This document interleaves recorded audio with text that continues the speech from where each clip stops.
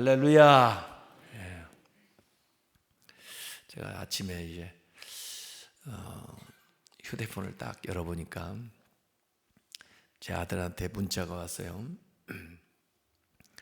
제가 한 달 전쯤 제 아들 친구인데 결혼을 했는데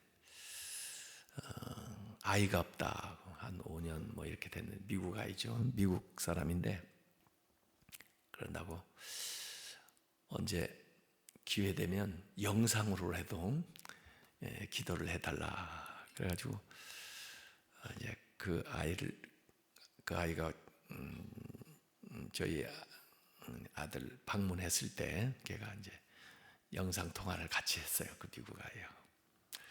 그래서 내가 기도해 주면 아이가 생길 걸 믿는가? 믿는다고. 그럼 기도하자. 그래가지고 기도를 했는데 아이가 생겼을까요? 안 생겼을까요? 임신을 했다고 오늘 아침에 문자가 딱 왔습니다. 그래서 믿음이 별로 없었던 사람이 이제 더 믿음이 생기게 된 거예요. 와, 이게 하나님이 정말 역사하시는구나. 계시기는 계신가 보다. 이렇게 이제 알게 되는 겁니다. 그래서 하나님이 하시는 일들이 너무나 신기하고 아름답다 이런 생각을 합니다. 이 스가랴 이름 뜻이 주님이 기억하신다라는 뜻이에요. 주님이 기억하는 사람, 스가랴. 주님이 기억하는 우리 모두가 되시기 바랍니다. 일마다 때마다 하나님이 딱 이렇게 기억나는 사람들이 있어요. 누가 저 같으면 이를테면 어느 분 설교할 분 좀 소개해 주세요. 그러면 딱 기억이 나는 사람이 아무개 목사님 혹시 모셔보셨어요? 그러면 아닌데요. 그럼 그분 모셔보세요. 참 은혜스러워. 이렇게 이제 기억이 나는 사람이 있단 말이에요. 무슨 일을 할 때마다. 하나님이 기억하는 사람이 딱 되는. 하나님이 우리를 기억하시고 늘 우리의 필요한 것을 공급하시면서 우리와 함께 하시는 이 스가랴라는 이름이 참 좋아요. 그래서 이 스가랴는 과거의 이제 역사를 전부 상기시키면서 거기에서 이제 배워야 될 것들을 얘기를 하는데 어려운 시절이거든요. 포로에서 귀환되는 또 그래서 이제 스룹바벨이 중심이 돼서 성전을 재건하는 그런 때인데 아직 성전은 완성되기 전이고 어려운 시기예요. 어려운 시기에는 비전이 필요합니다. 비전. 어려운 때는 꿈을 꿔야 돼요. 그래야 그 비전이 우리를 끌어당겨서 그 어려운 수렁에서 어둠에서 우리를 밝음으로 끌어올려 줍니다. 그래서 이 스가랴서에는 다른 소선지서에 비해서 이 비전, 환상이 많이 나와요. 8개의 비전이 나옵니다. 어려운 경제적인 여건과 환경 속에서 오늘 그런 기도를 했으면 좋겠어요. 하나님 우리에게 새로운 비전을 주시옵소서. 그 비전을 가지고 우리가 기도하면서 나아가면 이 어려움을 극복하고 밝음으로 또 위대한 역사로 나아갈 수가 있어요. 그래서 비전을 달라고. 우리 자녀들도 비전이 있으면요 허투루 시간 보내지 않고 그렇게 잘못되지 않아요. 비전이 있으면은 비전이 확고하면은 모든 생활들이 잘 정돈되고 아름답게 살아갈 수가 있게 되는 겁니다.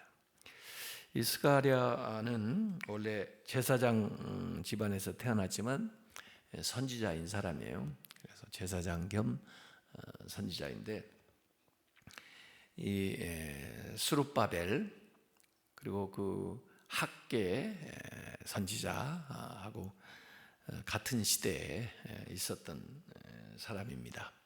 그래서 이 학계나 스룹바벨은 이 성전을 이제 재건하는 일에 애썼고요. 그래서 사람들을 독려하면서 열심히 우리가 성전을 재건해야 나라도 그렇고 또 우리의 믿음도 세워진다, 이런 것들을 이제 강조를 했던 것이고, 이 스가랴도 거기에 도움을 주는데, 스가랴는 그 사람도 물론 열심히 해야 되지만 하나님이 도우셔야 된다. 하나님이 주시는 힘으로 돼야 된다. 그래서 하나님을 더 강조해서 얘기를 하고, 그 다음에 보이는 성전도 중요하지만 마음의 성전도 같이 지어야 된다, 이런 것들을 강조한 사람입니다. 그러면 이 학계보다 스가랴가 좀 나이가 더 들었을까, 그렇게 생각을 할 수 있는데 아니에요. 학계가 더 나이가 많고 이 스가랴는 젊은 사람이에요. 근데 굉장히 제가 볼 때는 개혁적인 사람이었던 것 같아요. 그래서 사람의 힘만 가지고는 안 되고 하나님의 능력으로 해야 된다. 그래야 하나님의 일이 되는 것이다. 그리고 보이는 성전만 지어서는 안 되고 마음의 성전을 지어야 된다. 사실 보이는 것은 마음의 성전을 지어가는 것에 하나의 외형적인 작업에 불과한 것이다.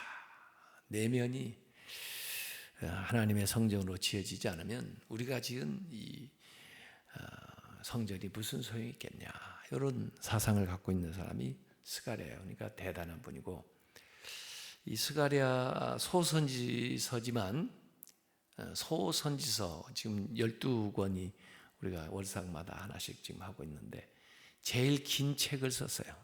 그래서 이렇게 강조해 나가는데, 우선 첫 번째 스가랴가 우리한테 들려주는 말씀은 하나님께 돌아가자 하는 메시지입니다. 회개하고 하나님께 돌아가자. 그 여호수아라는 사람이 나오는데요, 3장에, 스가랴서 3장에 나오는 이 여호수아는 옛날에 모세 여호수아, 그 여호수아가 아니고 한참 시대가 지났으니까 이 여호수아는 그 대제사장인데, 사탄은 무슨 일을 하려고 할 때 항상 이 지도자들을 겨냥을 합니다. 전쟁을 할 때도 이 지도자나 장교나 이런 사람들을 넘어뜨리면 쉽게 그 군대를 제압을 할 수가 있거든요. 그래서 이 사탄도 교회 안에서나 무슨 일에 있어서 항상 이 지도자가 타겟이 돼요. 그래서 그걸 무력화시키면 실제 모든 일들이 진행이 안 되거든요. 그래서 대제사장 이 여호수아를 두고 정죄하는 이야기가 스가랴서 3장에 나옵니다. 그래가지고 그 3장 1, 2절에 보면 이런 말씀이 나옵니다. 대제사장 여호수아는 여호와의 천사 앞에 섰고 사탄은 그의 오른쪽에 서서 그를 대적하는 것을 여호와께서 내게 보이시니라. 이 환상으로 스가랴가 보는데, 이 사탄이 계속해서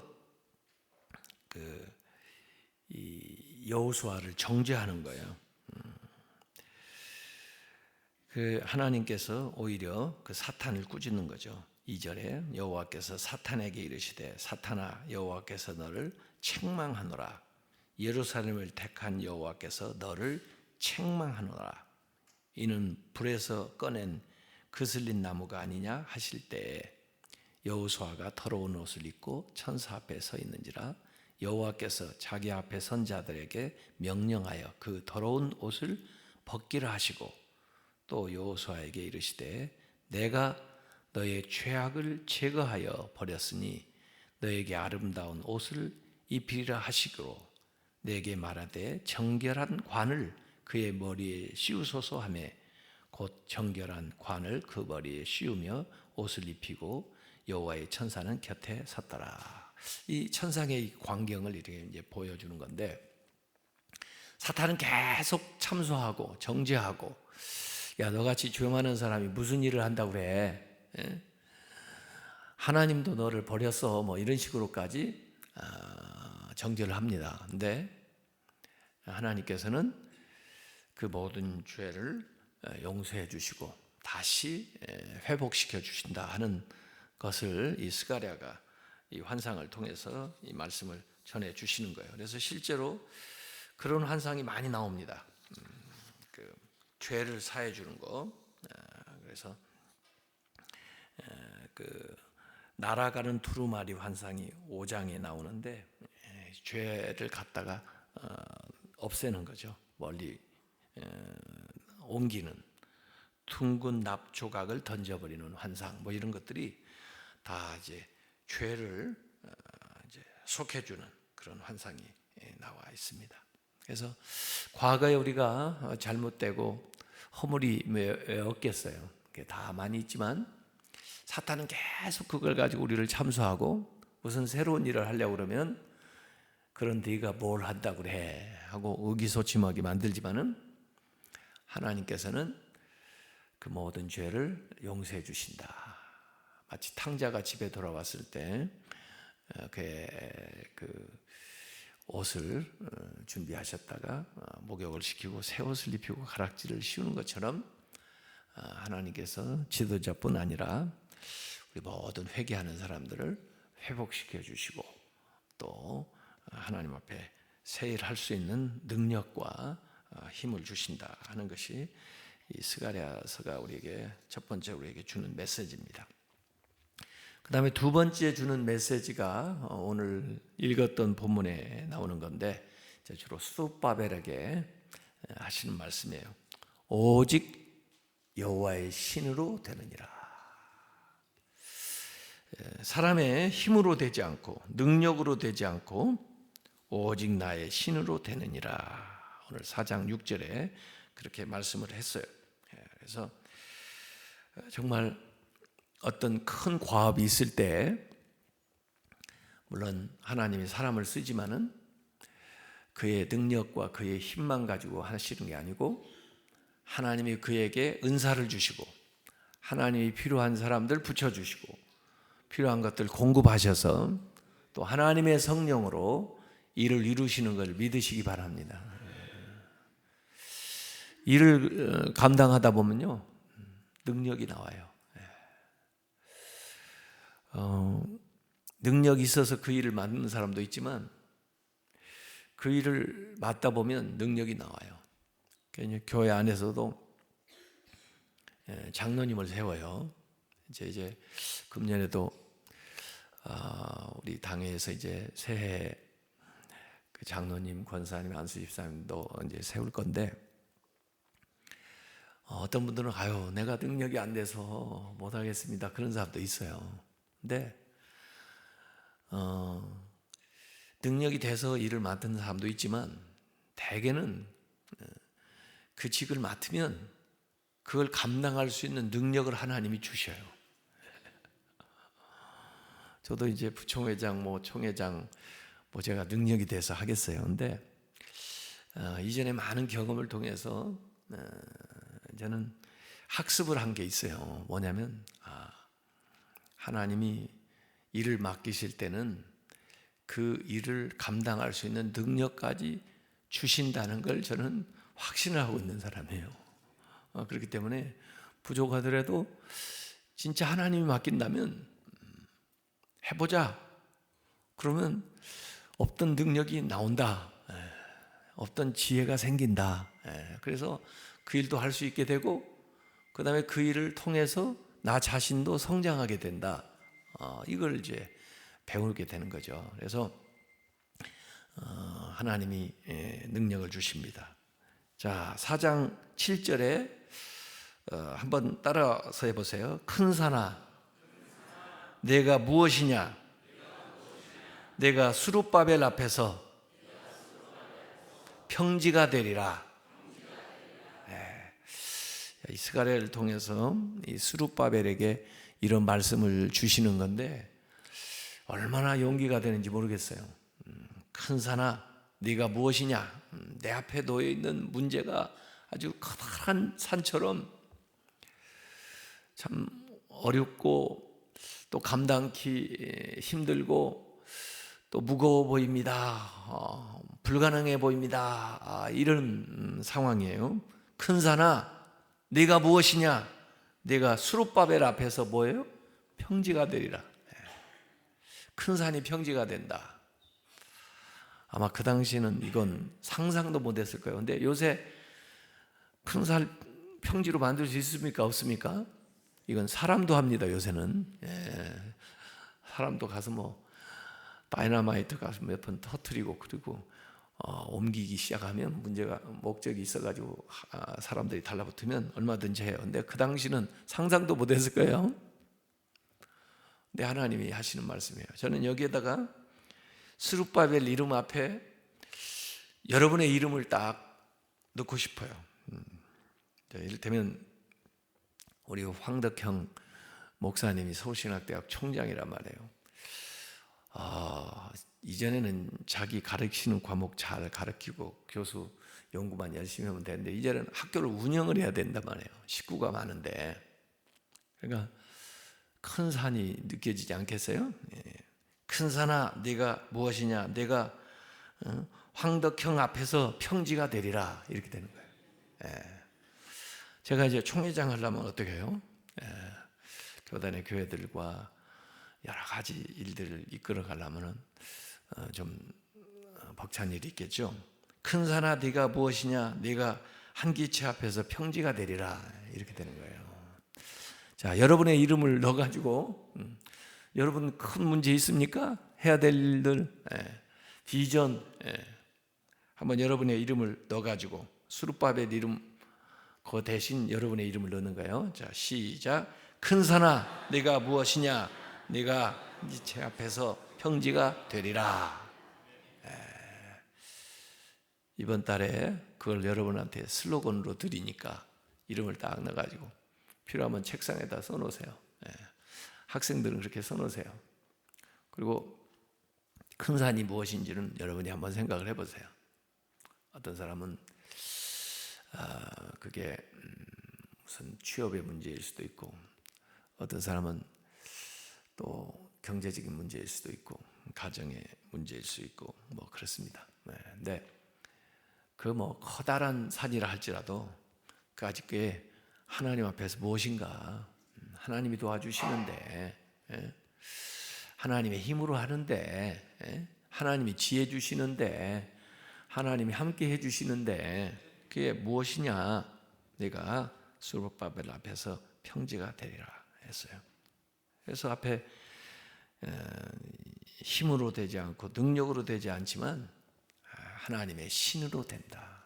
하나님의 성령이 역사하시면 큰 산도 평지가 된다. 예수님도 그 공생에 그런 말씀 많이 하셨어요. 네가 믿음이 있으면 그 믿음으로 명하면 산이 옮겨져서 바다로 던져지기도 한다. 믿음으로 하시기 바랍니다.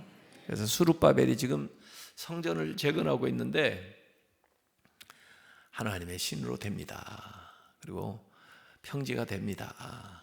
그리고 실제로 이 예언 이후에 한 4년 후에 수룹바벨 성전이 재건이 됩니다. 그러니까 솔로몬이 지었던 성전이 무너졌다가 다시 수룹바벨에 의해서 나중에 포로에서 돌아와 가지고 재건이 되는데, 그래서 수룹바벨 성전이라고 그래요.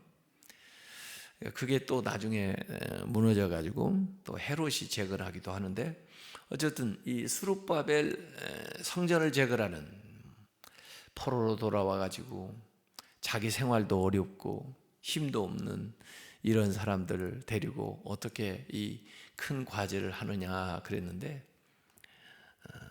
평지가 된다. 왜? 하나님이 도와주시니까, 하나님의 능력을 의지하고 하니까. 그래서 결국 이제 그 일이 완성이 되게 되는데, 그래서 그 4장 7절에 큰 산아 네가 무엇이냐. 네가 수룹바벨 앞에서 평지가 되리라. 그가 머릿돌을 내놓을 때 무리가 외치기를 은총, 은총, 은총이 그에게 있을지어다 하리라 하셨고, 그래서 여호와의 말씀이 또 내게 임하여 이르시되 9절에 스룹바벨의 손이 이 성전의 기초를 놓았은즉 그의 손이 또한 그 일을 마치리라 하셨나니 만군의 여호와께서 나를 너희에게 보내신 줄을 네가 알리라 하셨느니라. 그리고 이 10절에 작은 일의 날이라고 멸시하는 자가 누구냐? 사람들이 스룹바벨의 손에 다림줄이 있는 것을 보고 기뻐하리라.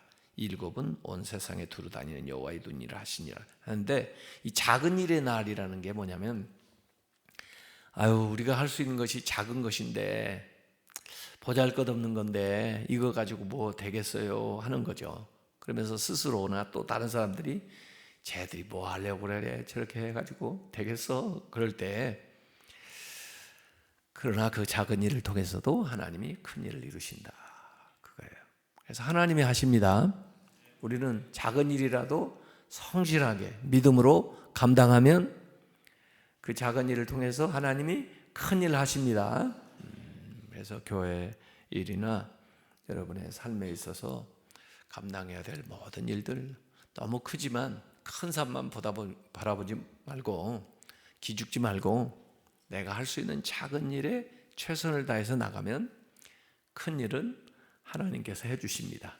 그 작은 일 통해서 큰 일 이룰 수 있도록 도와주시는 줄로 믿습니다.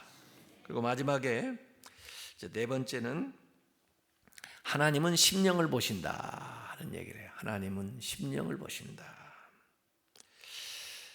지금 스가랴는 이 비전을 계속 보니까 대단한 사람이 된 것 같아요. 제가 볼 때는 이미 성전이 지어지는 것은 뭐 너무 확실하고, 더 이제 관심 가져야 될 것은 마음의 성전을 짓는 거거든요. 그래서 성전만 짓지 말고 마음의 성전을 짓자. 그래서 하나님은 우리의 마음에 오시기를 원하는데, 그래서 하나님이 우리 안에 거하시는 것은 정말 하나님이 보실 때 성결한 삶을 살아가는 거예요. 그래서 어떤 종교적인 의식이나 외형적인 그런 거 갖추려고 애쓰지 말고, 형식적으로 하지 말고, 뭐 금식에 대한 문제도 얘기하더라고요. 금식 같은 거 뭐 그렇게 보이는 거, 또 형식적으로 하는 거, 그런 거 하나님 기뻐하지 않는다. 하나님은 마음의 성결, 여호와께 성결, 이걸 하나님이 원하시는 거예요. 결국은 우리가 지어야 될 성전은 마음의 성전입니다. 마음의 성전은 뭐냐면 주님이 우리 안에 거하시는 건데, 주님이 거하시기 위해서 우리가 교회당도 아름답게 준비하는 것처럼 우리의 마음도 성결해야 된다.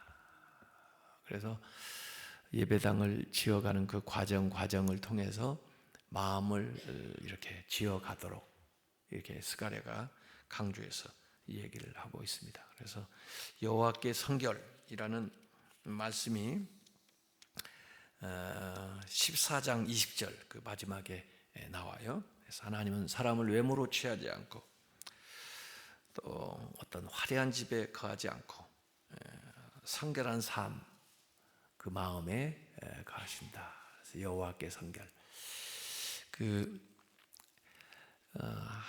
한국 성결교회 연합이라고 해가지고 한성연이 있어요. 우리 기독교 대한 성결교회, 예수교 대한 성결교회, 그리고 나사렛 성결교회, 이게 연합인데, 제가 그 한성연의 이제 대표 회장이 되는데, 그 나사렛 성결교회의 슬로건은 여호와께 성결입니다. 바로 여기에서 나온 말이죠. 여호와께 성결. 하나님께 성결한 삶을 살아야 된다. 내년에 이제 저희 교회 표어가 화평함과 성결함을 이루는 교회예요. 사실 제가 부총회장 나올 때 선거 슬로건이 바로 그거예요. 교단을 화평하게 하고, 그 다음에 하나님 앞에 정말 성결한 그런 교단 또 교계를 만들었으면 좋겠다 하는 것이 제가 원하는 거예요. 하나님께 기도하면서 그 히브리서 12장 14절 말씀을 제가 받았는데 이걸 해야 된다. 그러려면 먼저 하나님하고 관계에서 성결해야 되고 그 성결한 삶이 바탕이 돼서 이웃과 화평을 해야 된다. 그래서 너무나 교회 안에도 다툼이 많고요. 교단 안에도 그렇고요. 그래요. 또 사회적으로 보면 교회가 지탄받은 것도 많아요. 그래, 어떻게 해야 우리가 이걸 극복해 나가나. 신자들은 성결해져야 돼요. 하여간에 목회자들도 그렇고 세상 사람이 볼 때 저 사람은 깨끗하다, 성결한 사람이다, 정말 차별화된 삶을 우리가 보여줘야 돼요. 그리고 교회는 믿는 사람들은 누구보다도 화목해야 돼요. 서로 사랑하고 교회 안에서 교회 간에 믿는 사람들 간에 그냥 뭐 다툼이 많아가지고 막 소송들 하고 막 그러는데 얼마나 주님께서 마음이 아프시겠어요. 그래서 화평함, 성결함, 이걸 이루어야 된다. 이걸 회복하지 않으면 히브리서 12장 14절에도 그거 없이는 하나님을 배웁지 못한다고 그랬는데 그거 엄청난 말이에요. 하나님한테 갈 수가 없다 그 말이에요. 그런데 그걸 말해요. 지금 사람들이, 교회 안에 사람들이 잘 몰라요. 그래가지고 막 싸우고 그리고 그냥 생활이 엉망이고 어떻게 하나님을 뵈려고. 그래서 그걸 이제 우리 교회 내년 표어로 삼으면서 실제적으로 이제 내년에는 교단과 교회 일을 할 때 그 두 가지를 아주 유념을 해가지고 해나가려고 생각을 하고 있어요. 성결한 삶을 살아야 되는데 우리가 그리스도의 신부가 됐잖아요. 왜 결혼을 해요? 결혼하는 사람들 막 결혼식에 엄청 관심 많고 결혼식 하는 준비 많이 하더라고요. 제가 결혼 주례하는 친구들 보고 얘기해요. 결혼식 준비도 물론 해야 되지만 결혼 생활 준비해야 돼. 결혼하고 나서 어떻게 살 거냐. 행복하게 살아야 될 거 아니야. 행복하게 살 계획을 지금부터 해야 되는 것이다. 결혼식이 중요한 게 아니라 결혼 생활이 중요해요. 근데 그 결혼 생활은 행복한 생활이어야 돼요. 우리가 그리스도의 신부가 됐어요. 예수 믿는 순간 그리스도의 신부가 됐다고요. 그리스도의 신부가 됐으면 어떻게 살아야 돼요? 거룩하게 살아야 돼요. 그래서 일반 결혼 생활은 행복하게 살아야 되지만 우리의 신앙 생활은 거룩하게 살아야 돼요. 거룩하게. 그래서 신앙 생활을 하는 우리는 행복한 것보다 거룩한 것이 더 우선이에요. 난 거룩하게 살기를 원한다. 호세아가 고멜하고 결혼했잖아요. 고멜이 호세아하고 결혼할 수 없는 사람이에요. 그런데 하나님이 은혜로 또 호세아가 용서하고 결혼을 했어요. 그랬으면 이제는 행복하게 살아야 될 거 아니에요. 이제 거룩하게 살아야 될 거 아니에요. 과거를 다 용서해 줬는데 그런데 옛날 과거로 다시 돌아가. 이게 뭐예요? 신앙생활도 일단 그리스도의 신부가 됐으면 이제는 정결한 그리스도의 신부로 살아야 될 거 아니에요. 거룩하게 살아야 될 거 아니에요. 그런데 다시 옛날 생활로 돌아가. 그게 뭐예요? 그건 신앙생활 아니에요. 그건 불행한 결혼 생활인 것처럼 그건 신앙생활 아니에요. 그래서 정결한 삶, 성결한 삶을 우리가 살아야 돼요. 그래서 오늘 스가랴는 세 가지 메시지. 하나님께 돌아가자. 그리고 하나님이 용서해 주시고 새 옷을 입혀 주시는 거예요. 그래서 이제 여호수아가 뭐 대제사장 과거에 뭐 물론 어떻게 훌륭하게 살았겠지만 그것만 가지고 안 되고 하나님께서 그를 이제 용서하시고 그가 그 지도자로서 역할을 감당할 수 있도록 그렇게 정결하게 세워주셔요. 그래서 우리도 주님 앞에 돌아가서 과거에 어떻든 간에 씻음 받고 새롭게 담대하게 나가자 하는 거고, 두 번째는 여호와의 신으로 된다. 사람의 능력, 힘 다 필요하죠. 그러나 그것만 가지고 안 되고, 또 그거 없다고 부족하다고 기죽을 거 없고 여호와의 신으로 된다. 하나님이 도와준다. 하나님이 세웠으니 하나님이 하신다. 스룹바벨아 앞에서 이 큰 산이 뭐냐? 평지가 된다. 하나님이 역사하신다. 네가 할 수 있는 일, 작은 일이라도 해라. 하나님이 도와주신다. 그게 두 번째 메시지. 세 번째는 보이는 성전만 질러오지 말고 마음의 성결, 무형의 성전을 지어야 된다. 그래서 하나님이 정말 거하시는 성전이 돼야지. 건물만 지어놓으면 뭐하냐? 형식만 갖추면 뭐하냐? 내용이 있어야지. 이런 거거든요. 그래서 우리의 신앙생활이 더욱 하나님 앞에 거룩해지시길 주님의 이름으로 축원합니다.